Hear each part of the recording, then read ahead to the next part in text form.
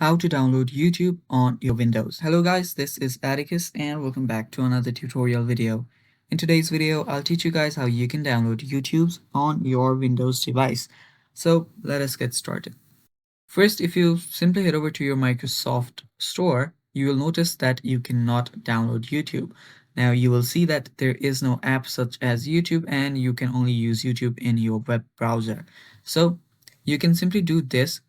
Open up your web browser, search for YouTube, tap on the three dots on the top right, and under there you will see cast, save and share. And there you will see install YouTube and create shortcut. Now first let us try the install YouTube option.